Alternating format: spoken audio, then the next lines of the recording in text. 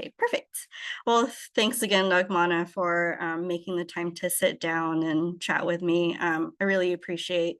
Why don't you start by introducing yourself and then talking about the different roles that you have in Spokane? Certainly. So my name is Naghmana Sherazi. I am an immigrant. I've lived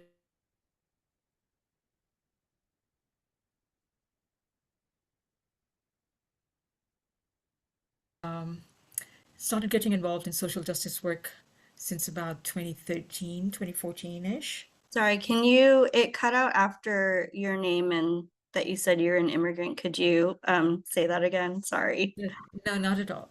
I've lived in Spokane about 10 years, and I really like the area a lot. I came here wanting to work as a cytogenetic technologist, which is a person who looks at people's chromosomes and DNA and talk about epigenetics, how the environment affects our chromosomes and our DNA and how we get anomalies like cancer, and of course, genetic syndromes and things. And it was a very technical field. But then the company folded a year after I got here. Then I started working with the health district. I worked in their opioid treatment program for about 3.5 years. From there, I went to Washington State University, Riverside campus, worked in their sleep and performance research center for about 2.5 years. Then moved over to Gonzaga as their office of diversity, equity, and inclusion as their communications coordinator. From there, I decided to, well, I was running my race for city council in between working for leaving WSU and working for Gonzaga. I did not win in the primary that first time round, so I worked, and then the next election cycle, I said, okay, I can do this again. Let's try it. So I ran again for city council. I won in the primary this time by 4 votes. That was amazing. That was a little crazy, but yeah. But I did not win in the general election, unfortunately. But I did get 48% of the vote from my district, which is pretty good, which is pretty decent for, a woman of color, Muslim, immigrant, brown, and old, so many things there. But that kind of propelled me into thinking about what am I doing next. So I was offered a position with the Lands Council, which I accepted as their climate justice program director, and that's the work that I do right now, which is my full-time job. And then I was concurrently working part-time, albeit, with the Spokane Low Income Housing Consortium, and working on homelessness. I created the first YIMBY network in state of Washington. And if you don't know what that means, it's yes in my backyard. So it's in a mindset of like, yeah, we're all neighbors and we all need to, have more density in the city so that people can live a lifestyle where, they live upstairs and park downstairs, and there's a mall down there so you can go pick up your kid from your daycare, pick up groceries from the store right next to it, and go upstairs, and while you're cooking dinner for your child and yourself, or children or yourself, and you're supervising their homework, and then there's still time to go out for drinks with your friends, or go catch a movie or something. So that's definite plus for our area to bring density to the city, to have that kind of lifestyle, because we have a ton of lovely spaces and places to go to. We're very blessed living in the Northwest, the kind of outdoor stuff that we can do, and that's freaking year round. It's not even like, only in the summer. No, you got snowboarding, and you got snowshoeing, and skiing, and other winter activities which you can do as a family. It's pretty fantastic, this whole area. Anyway, so that's where that's what motivates me to create a better environment, and to create a better place for people to call home, because I chose to live here as an immigrant. This is my chosen place of residence now, and I want to leave a better environment for people of color, for impacted communities, for communities that are not properly represented where they need to be represented. So I want to be that voice and bring those issues to the table, and make sure that we're making sure that Spokane is welcoming and all-encompassing, and welcoming to every person, not just for certain few people, types of people. And for that reason, Refugee and Immigrant Connections Spokane, I'm on the board. I've been working with them for the past, I don't even know how many years now. Yeah, it's a long time, and I'm aging myself when I'm telling you all this. But Now. fact is, because of the work that I have been doing with the refugee and immigrant communities, communities of color, and being so I have a little tiny little nonprofit called MCAS, or which stands for Muslims for Community Action and Support, but we go by MCAS. And so MCAS has been working with refugees and immigrants specifically,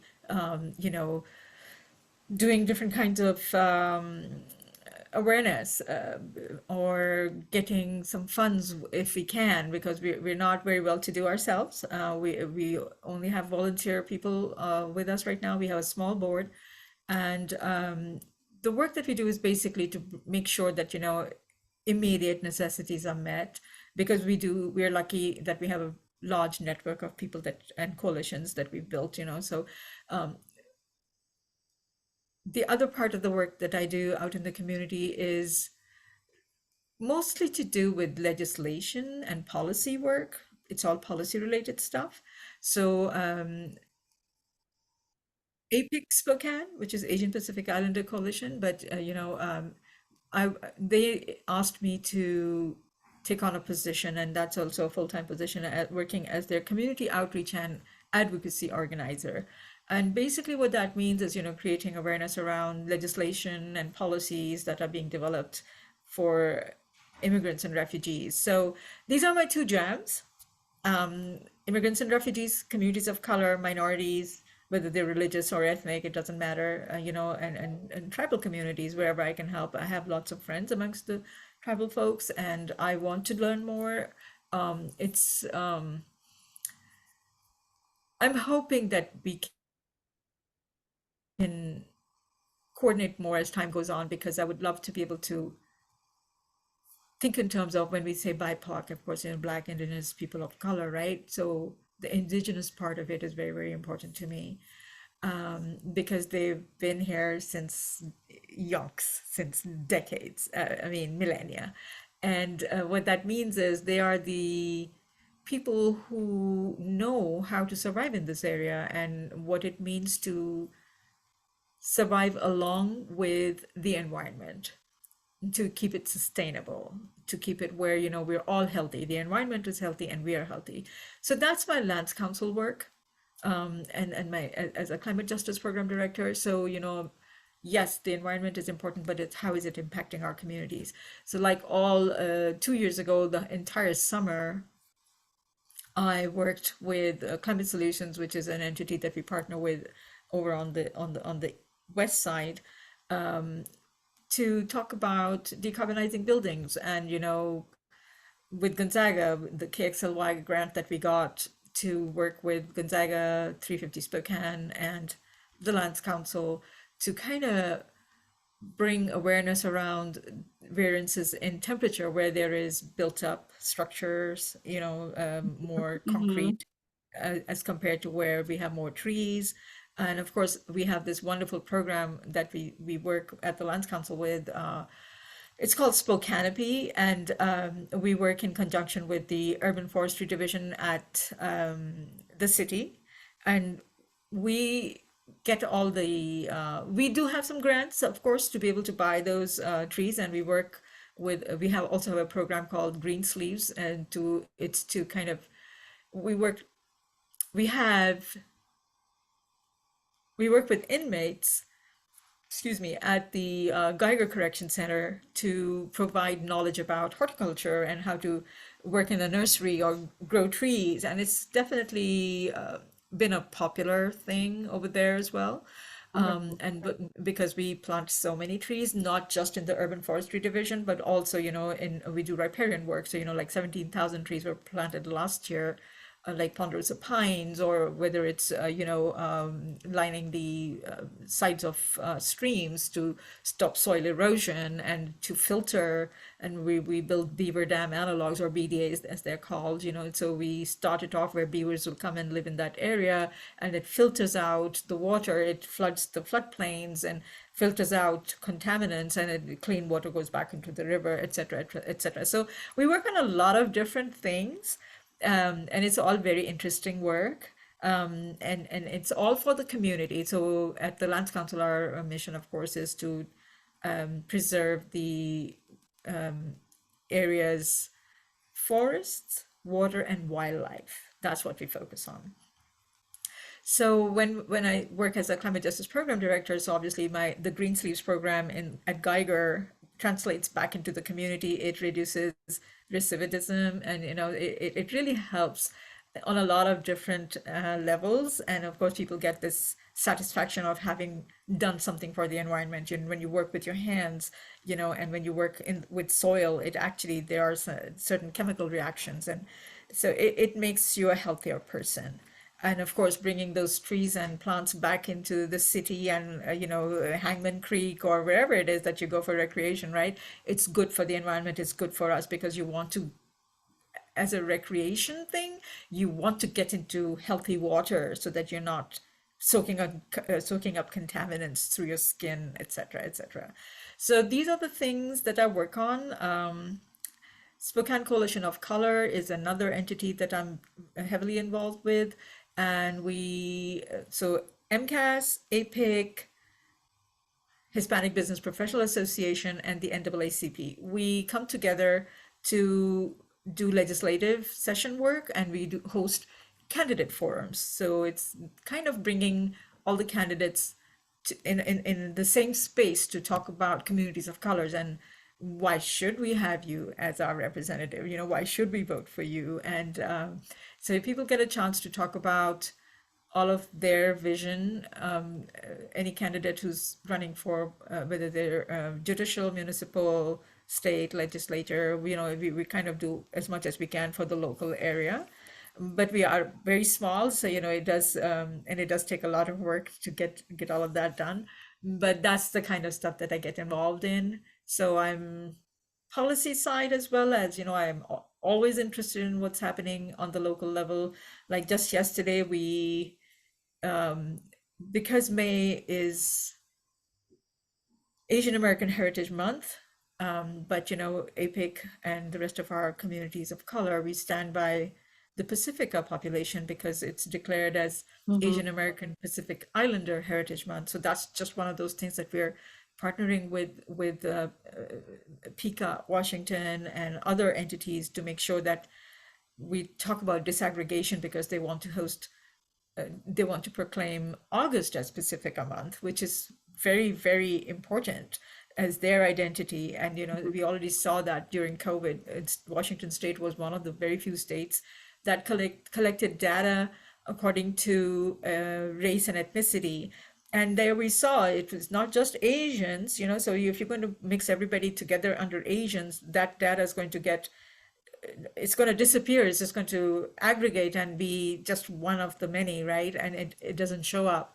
But to disaggregate that data and to see how horribly negatively COVID affected the Marshallese community, for instance, it was really, really important for us to get those numbers. And of course, this is one of the reasons why we need to minimize the harm and erasure that was caused because of that declaration, because Asia is Asia and Pacific Islanders are Pacific Islanders. There's nothing similar, they're not the same. So that is why we asked Spokane City Council to kind of make a proclamation, and they did. And they kind of, although they shortened everything, but they didn't include everything that we asked them, but at least they acknowledged that they stand by the fact that the Asian and the Pacific Islander communities are separate, and they stand by the fact that APIC is in solidarity with us, and APIC to make sure that our identities are disaggregated. So that's a big step. And we did this last night, and we had a very colorful ceremony. We had three dance performances from the community, and one was a Bollywood, one was these two fantastic young ladies who were both 12 years old, and they did this um, just fabulous number, and they were just so energetic and fabulous.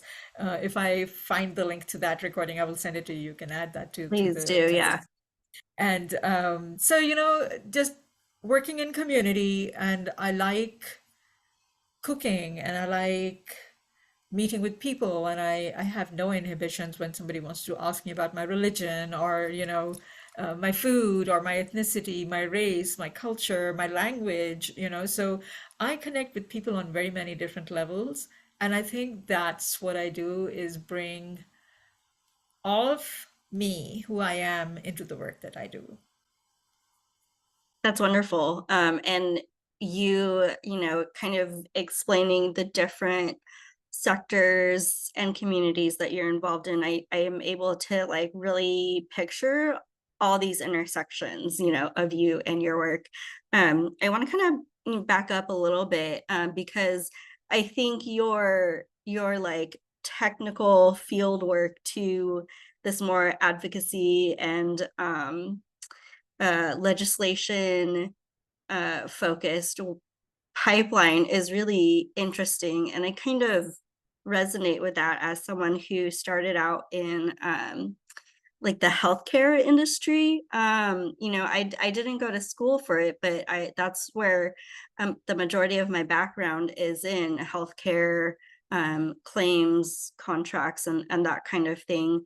And I've kind of also made that shift to be more community focused. So I would love to know, if there was a specific moment in time where you were like, I want to do this instead, or, was it more of a gradual built up kind of thing? Because I feel people get they get radicalized one way or another, right? It's like an aha moment, like, oh my gosh, or it's like them being an observer and seeing these changes happening, and then they're like, oh, I would love to make more progress on that. How can I do that? So, like what was that for you?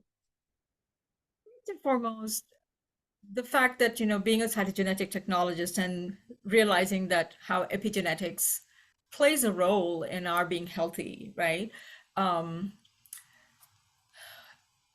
we get half of our DNA from our dad, and half of it comes from our mom, right? And if you look at the history of genetics, basically, it's actually a miracle that we actually survive, because so much can go wrong when you're, forming that fetus. Exactly. Yeah. And so, chromosomes fly away, bits and pieces move from here to there, all this, interchange that happens between the chromosomes to create this new life, this new person. Um, a lot of times chromosomes, ends get chewed off, or they get inverted. And so what that means is sometimes we are born with just one gene, which should have been two genes, because half of it came from, say, chromosome 8.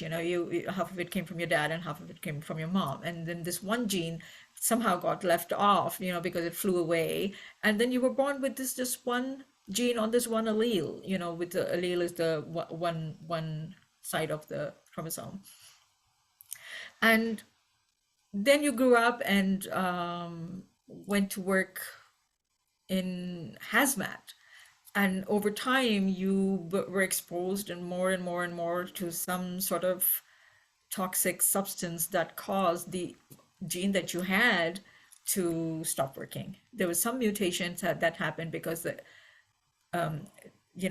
environment plays a role in us, how healthy we are as well, which is why when you're working with different things, we need to be very, very careful what we're eating, what we're drinking out of, stuff like that.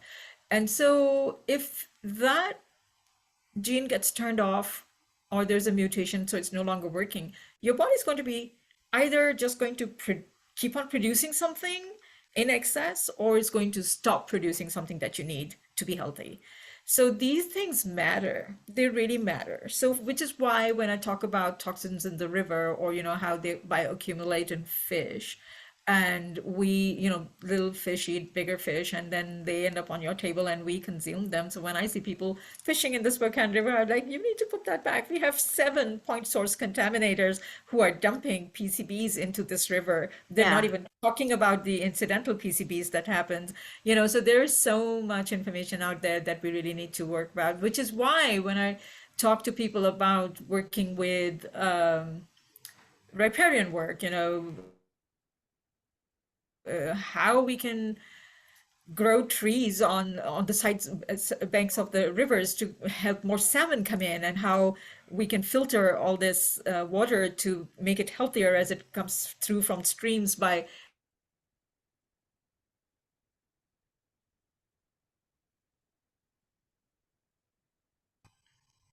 Did I freeze again?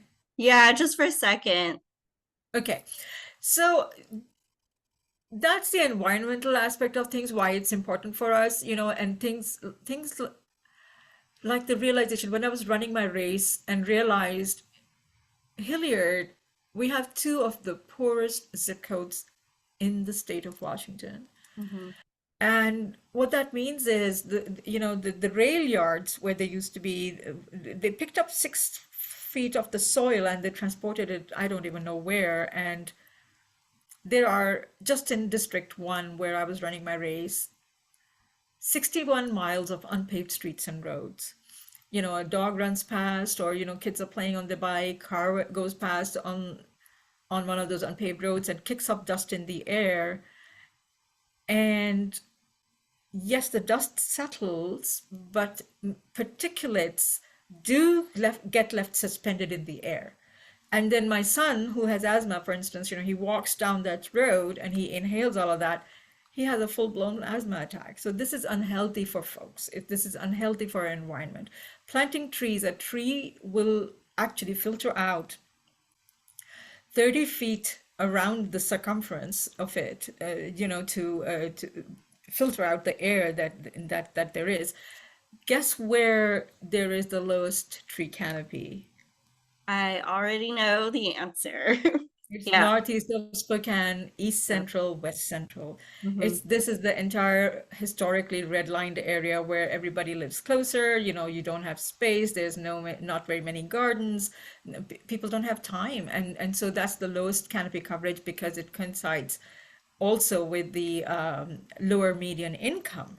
And there have been studies done in other cities around the United States, Austin being one of them, Boston one of them. There's a few others where that when you take an aerial picture, it actually shows you exactly the historically redlined area of or lower median income folks living where there is lowest canopy coverage. So the Lands Council, we work hard to make sure that, that's where we are planting the most that we can, to bring that quality of life to folks. It's that same idea of, if the trees grow up and they overlap, form a canopy, then the asphalt is cooler. So, it helps us keep the temperatures lower. It filters out air. There's biodiversity, the green spaces, so it's healthier. It's good for our mental health. There's so very many things that go into all of that. So my degree as a cytogenetic technologist, my work running for to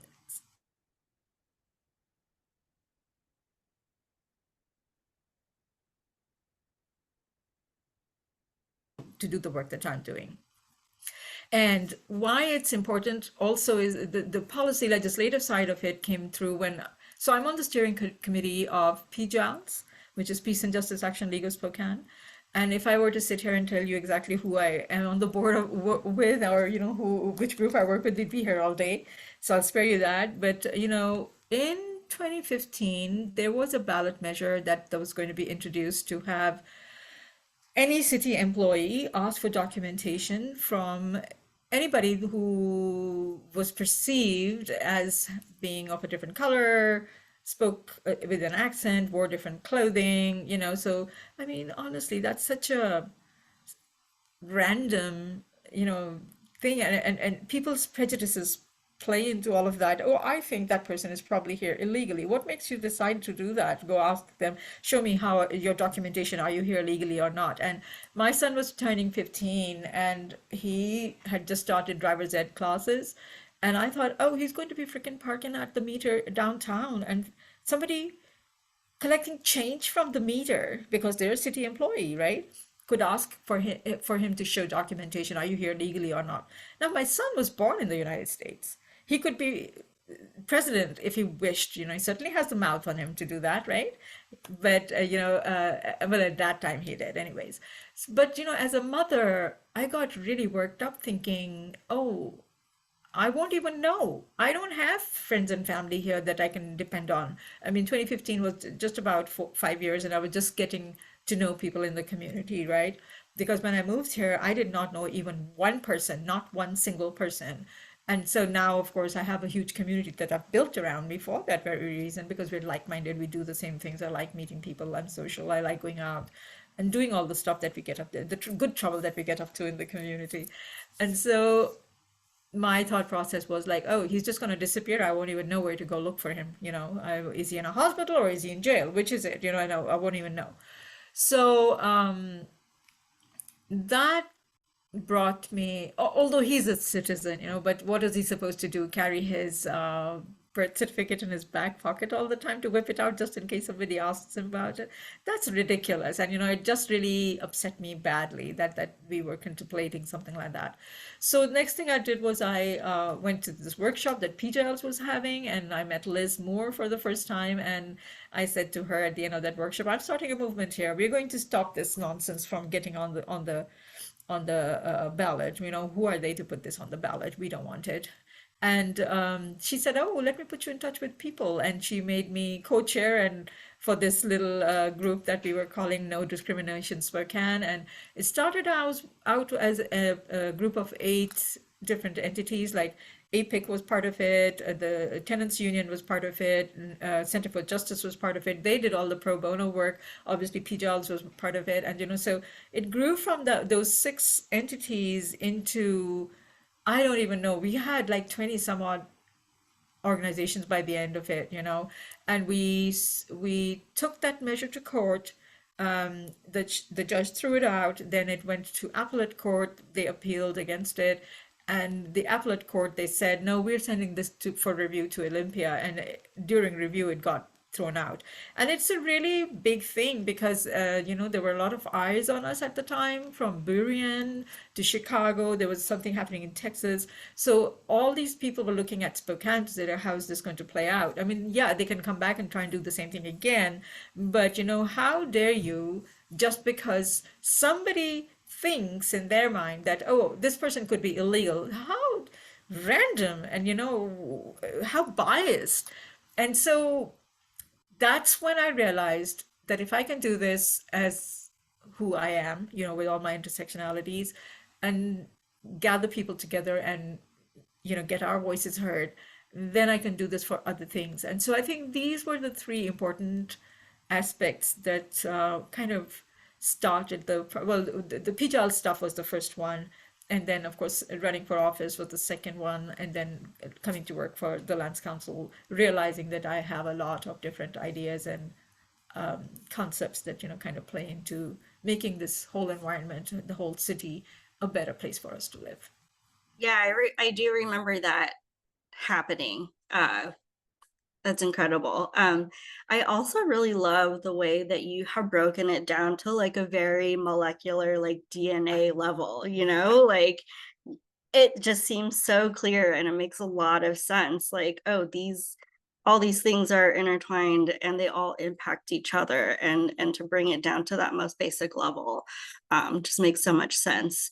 So I know you mentioned what is it the Coalition of Color?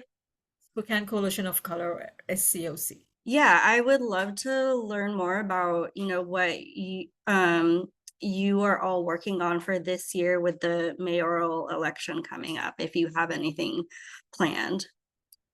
So that's something that we are looking at. My hope is to kind of create a cohort at and that's part of the legislative and work that we do with APIC and policy related stuff. How do Asian communities, how are we impacted by candidates who are running for office? And so I haven't got very much started on that plan yet. But that's definitely candidate forum is, it's a two-way thing.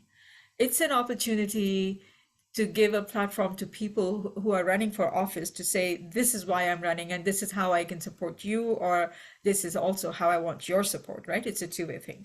And then it's for the people who are the communities of color who come to these, for us to create awareness around our issues and what things are important to us and as our communities. I mean, I did this wonderful health assessment, community health assessment late last year and early this year for APIC. And there's so much information that we got out of it. But the basic things are there, the same as everybody else. I want safety and security. I want to be free, to be able to walk in wherever I want, and not be looked at as a person of color, like as though I'm something ordinary, out of the ordinary. I want good jobs for me and my children. I want good education for my kids. I want acceptance. I want safety, and I want community, right? So these were the basic themes, and to realize that we're all the same on the human level, right? I mean, which person in Spokane do you see, or even in the United States, or even in the whole world, who would not identify with any of these things and say, like, this is what I want for my family? I want good education for my children, for good schooling, good, food access, mobility. All of these things are important as a community. So when we talk about at candidate forums are the issues that we've kind of picked up on that might be important coming up in the legislature, what the city council might be voting on, what kind of things are coming down the pipeline. So creating awareness really, around those issues, I think that's another very big component of hosting the candidate forums. Absolutely. Um, so you mentioned that you ran twice for city council. What advice would you have for someone, like, a person of color, someone younger, that is thinking about running for like any elected office, like what are some things that they should be aware of? Biggest thing that I always suggest to folks is that they should create their network. Um, get to know people in your community, where you live, especially what the issues are, what office are you running for, who are those people that you're going to be impacting with whatever decisions you're going to be making once you are in office. So, what are the changes that you can bring to make life better for your constituents, right? So that is so important, which is why, and it's such a hard thing. You can't please everybody. So you should be authentic about who you are. Bring your authentic self into whatever it is that you're doing. Lead with your values and be open to suggestion. Yes, it's very important to be flexible because you may have the wrong idea about something. So maybe now it's time for you to learn what the other side, on the flip side of the coin, what's the issues there. Yeah, you want this, but is it even doable? Then if it's not doable, then what are the components, with what are the barriers, what's going to work to bring it to fruition, your idea, for instance. So these are the things that I suggest to people: is do your research, figure out your platform, bring your authentic self into it, lead with your values, and make sure to mobilize your network. If you've lived in Spokane and if you've gone to school here, you've worked at different places, these are all people that who can help you. So raise lots of money so you can do the work that you can do. And I always tell people that I'm friends with that, it doesn't matter if you're pitching in $5, but if you're pitching in $5 every month, at the end of the day, that helps. It really helps. It can buy yard signs, it can buy TV coverage, and so on and so forth, whatever it is that is needed. Pay your campaign manager, for instance. So as a person, as a candidate who's running for office, we're not doing it for ourselves necessarily. You know, that's not always the case. Because the idea is that you are a public elected public official who is going to make a difference in people's world. So when you are standing there, don't be afraid to get your message out. Don't be afraid to just be yourself, who you are. And don't be afraid to ask for money because you can't do it alone. You need all the help that you can, and you need the money to be able to get where you need to get to. Yeah, that it sounds like really solid advice. When you were, meeting with constituents and doing the doorbelling and all of that, were there any like really big takeaways or conversations that like change your mind, or like any new things that you learned, any new perceptions that you didn't have before from like meeting other people in the community? Yeah, the first and foremost was how welcoming people were, you know? It was like I'd knock on a door, I'd be really tentative and hesitant, and I'd be like, "Hi, my name is Naghmana, I'm running for, and they'd be like, "Oh yeah, somebody else came by, and what's the difference between this person and you?" And I was like, "Oh, let me tell you, this is my platform and this is what I'm doing. I don't know about your other friend, you can do your own research on that one, but this is what I'm about and this is what's important to me." And that really made me realize that people go out of their way to be generous and nice and kind. And, they may not always necessarily vote for me at the end of the day, but as I said, I got 48% of the vote, last cycle. And that really makes me feel that I made a connection with a lot of people. There's like 37,000-ish people in voters in Spokane, in District 1. And, but at the end of the day, District 1 is the district where this was one of the realizations as well, that, people are more interested in, well, I don't have time to do this. Like, okay, what do you mean? I'm here at your door. Ask me the question that you want to get to know about me, right? I'm here, I'm the candidate. And they were like, but yeah, after you, then I have to go research the other person. So I'd much rather not vote. So it's, I don't have time for this, so that was another thing also. People are like me because I realized I'm working two jobs, right? I live in a small apartment. My next door neighbor, she's a nurse, and she all her money goes in rent and daycare. So, so until we can have services where people have the free time to be able to go research for everybody, right? So, yeah, these were it depends on where you're running from. So know your district, know your area, know the people who live in your, know your voters, know your constituents. And that was the takeaway. The biggest one though was, yeah, people generally are very, very kind, and they want to know you and they want to get to know you, and they are interested, but sometimes they just don't have the time. Yeah, that's really encouraging, and also still speaks to how much work that we have to do when it comes to voter registration and legislation work, and paying attention to what is happening in your town and how you can learn about all the changes and policies um surrounding like how you live, where you live, how you work, and that kind of thing.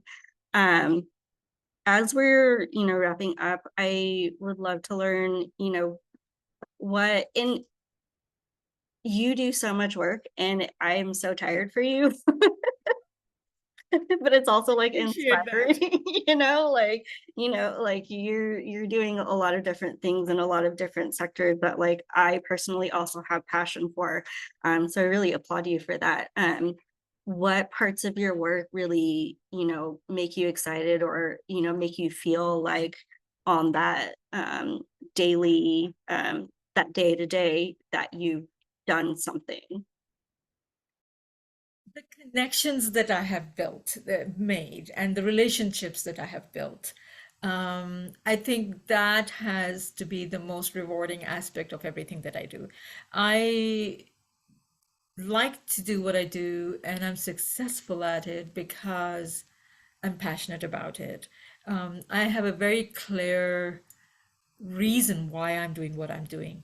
And to prevent burnout is, I go from this to that, to that, to that, to that, right? But I'm always excited to get in a room to see, who do I know here? Oh, it's been so long since I last met you. I get all these wonderful hugs and, because the 10 years that I have lived here and built this huge community around me, because don't forget, as I said, I'm an immigrant. I came here with not knowing even a single soul.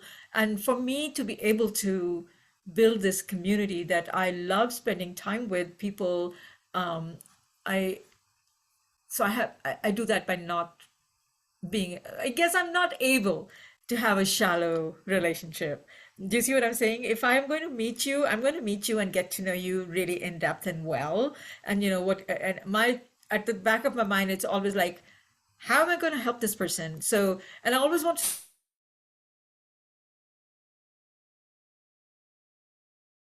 to know what's going on in the community, um, on a personal level, what people are doing, so that I consider myself a strategist, a communicator, a collaborator, and most of all, a connector. So if you tell me, oh, I have this project I'm working on, I'm like, oh, wait a minute, so and so's doing something similar, or they're doing that, and maybe they can collaborate with you and work with you. So I connect people. And if somebody needs something, they're like, Naghmana, can you find us, ABC, that this is what we're looking for. I'm able to do that. And what they talk about, how moms are all on Facebook and the kids are all on Instagram. It's true. I don't get on Instagram very much, but I do all my work, my connecting and hosting and keeping my calendar. I do it all on Facebook. So that works really well for me. But just going back to what you said was, yeah, I really like doing what I do because of the people and the relationships that I've built. And I know that it makes a difference in everyone's lives when I'm able to do that, whether it's Feast World Kitchen or whether it's, Global Neighborhood Thrift or, whatever work that I'm doing, it comes full circle back at me. I do resonate with that because I love to connect people as well. And that's what I think about when I first meet someone. So it's a really good reminder, and I appreciate you. Um, as our last question, for someone who is thinking about maybe wanting to get more involved in their community, because they've had that moment that changes them or transforms them, like what advice do you have for them? What things have you learned on your path to advocacy and really working for our community? So I do advocacy and I do activism, and they're both very different, right? So, depending on which path you're going down, what are you passionate about? And I see a lot of time people will turn around and say, well, I really want to, but I want the environment to be better. I want to be working in sustainability. I want to be working in, making things better for, for the community. Um, but I don't know where to start. So my suggestion is always to pick one thing, the nearest thing to you. Where you want to get involved in sustainability, start at home. Start with recycling and then go from there, look around you. How does the city manage its waste? What are the things that people are doing to work around the sustainability aspect of things within Spokane or your neighborhood? What's lacking, what's there, what's lacking, what resources do you have, and what's missing. So I always tell people, pick one thing, start with that. Take that. That first step is the most important. And believe me, when you take that first step, it's always going to be like, oh, I didn't even realize this person's connected in this, and my friend is doing that. And you form this whole network and you can take it to the next level. But I think the biggest thing is to pick your passion, whatever it is that you're passionate about, and make sure that, because that's what's going to sustain you, right? You're going to get that altruistic feeling of reward or for yourself, that, oh, I accomplished this. So it's got to be something that you're passionate about. Yeah. So you need to figure out what's your passion. Yeah, that's wonderful. And I love, starting, like, I don't want to say start small, but start, hyper local. What can you do immediately around you? Sometimes that's not possible. because local things are not advertised well enough, or not everybody is in on the know, which is then when, if you Google something and, oh, Spokane City is blah, blah, blah, that's an opportunity to actually go to that meeting, event, project, whatever it is, right? And that's where you form your connections. And that's where you form your network. That's where you hear from other people, this is happening. And maybe nothing is happening hyper locally, in whatever it is that you're working on. Maybe that's your chance to start it. I love that. Well, again, thank you so much for taking the time to speak with me. I really appreciate you. It's my pleasure. It's lovely to see you, Lara. You take care.